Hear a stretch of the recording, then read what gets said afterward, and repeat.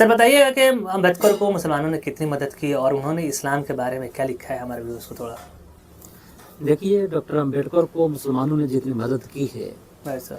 यानी आज के एससी एसटी ओबीसी समाज को, इसकी आप कल्पना नहीं कर सकते। अच्छा सर। इस्लाम के समानतावादी और इगलिटेरियन जो आइडियोलॉजी है, जी सर। उसने यहाँ के ऊंच नीच छूत अछूत पे बड़ा गहरा असर डाला है। Right sir. इसको आप समझिए। आज़ादी से पहले मुसलमान लोग बड़े पावरफुल थे। एडमिनिस्ट्रेशन में उनकी हिस्सेदारी 33% से ज़्यादा थी। अंग्रेजों की पुलिस में उनकी आईपीएस आईएएस जो भी उस समय को होते थे, आईएएस आईसीएस कहलाते थे, उन सब में जजेज में इनकी परसेंटेज 33% से ज़्यादा थी। Right sir. तो उस समय मुसलमानों की आबादी भी भारत में काफ़ी ज़्यादा थी। यानी डॉक्टर अंबेडकर ने खुद लिखा है कि मुसलमानों की तादाद तकरीबन 33% के आसपास थी। Right sir. तो मुसलमान लोग उस समय कांग्रेस पार्टी के बाद सबसे पावरफुल लोग थे। ठीक है, यानी उस समय के ब्राह्मण कम्युनिटी, ब्राह्मण धर्म के बाद मुसलमान लोग सबसे पावरफुल थे।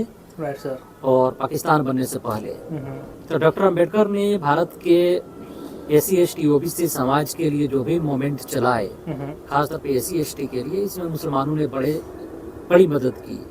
इस बात को डॉक्टर अंबेडकर के नाती पोता जो आज भी जीवित हैं, क्या वो राजरत्न अंबेडकर हो या दूसरे लोग, इसको मानते हैं। क्योंकि भारत में दलितों के पास, एससी एसटी के पास जमीन नहीं थी, उन्हें सड़क पे चलने की इजाजत नहीं थी, और भी बहुत कुछ था जिसे आप पढ़ेंगे तो पाएंगे। बिल्कुल। तो इस सिचुएशन में जो भी उनका कार्यक्रम होता था, उसकी जमीन मुसलमान लोग ही देते थे उस कार्यक्रम करने के लिए। Right sir. और अपनी जमीनों पे दलितों आदिवासियों को बसाने के लिए।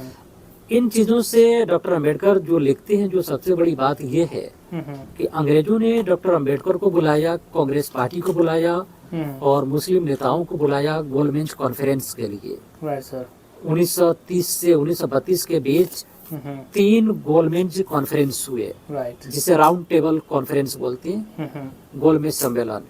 इसमें मुसलमानों ने दलितों के, यानी ओबीसी एससी एसटी के एकमात्र नेता डॉक्टर अंबेडकर थे।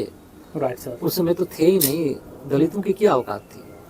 तो डॉक्टर अंबेडकर को मुसलमानों ने साथ दिया और अंग्रेजों की प्राइम मिनिस्टर, अंग्रेजी सरकार और ब्रिटिश महारानी से बातचीत की कि दलितों को रिजर्वेशन दिया जाना चाहिए और आदिवासियों को।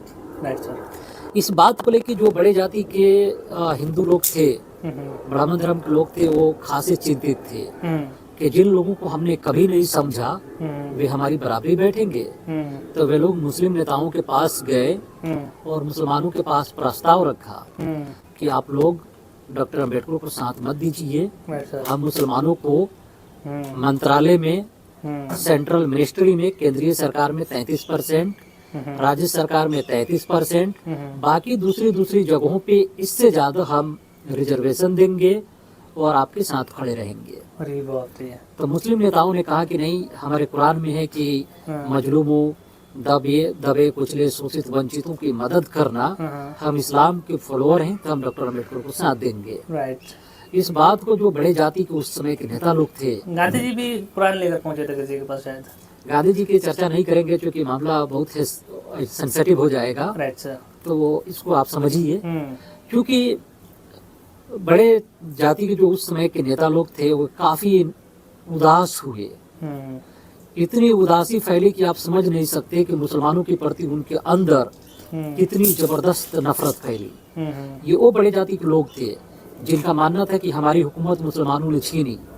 अब ये मान रहे थे कि अब अंग्रेजों के समय में ये मुसलमान लोग अब दलितों और आदिवासियों, भारत के एससी एसटी ओबीसी के लोगों की जो मदद करने पे तुले हैं, तो इससे बड़े जाति के जो लोग थे उनके अंदर इतनी नाराजगी फैली कि आप अंदाजा नहीं लगा सकते हैं। बाद के दंगों में जो कम्युनल राइट्स होंगे उसमें आप देखेंगे कि बड़े जाति के लोग लोअर कास्ट के लोगों से पिछड़ी, अति पिछड़ी और दलितों को ही इस्तेमाल करेंगे मुसलमानों को मरवाने में। ये बात director general of police VN Rai, Vibhuti Narayan Rai ने भी लिखा है कि कितना उन्हें लोअर कास्ट के लोगों को इस्तेमाल किया गया।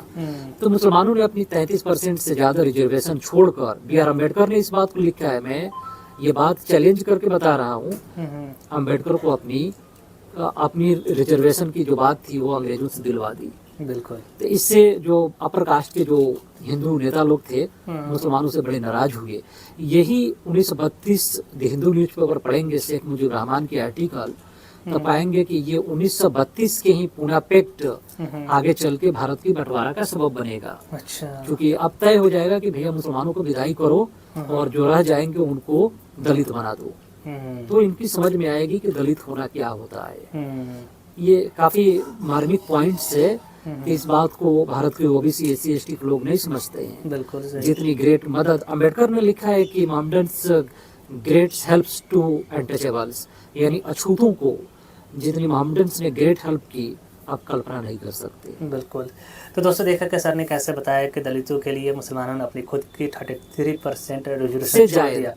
अगर वो रिजर्वेशन नहीं छोड़ा होता तो आज भी रिजर्वेशन के तहत बीजेपी गवर्नमेंट हो या कांग्रेस गवर्नमेंट हो, कोई भी गवर्नमेंट हो, मुसलमान 33% हिंदुस्तान में आज गवर्नमेंट में रहते हैं। कभी कुछ रहते, कभी मंत्री रहते, कभी कुछ भी रहते हैं। आज तो कुछ नहीं है, कुछ नहीं है। ये सब गंवा कर किसके लिए गंवाया गया? एससी एसटी ओबीसी के लिए।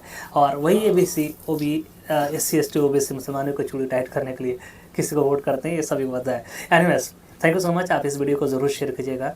Thank you sir. वेलकम।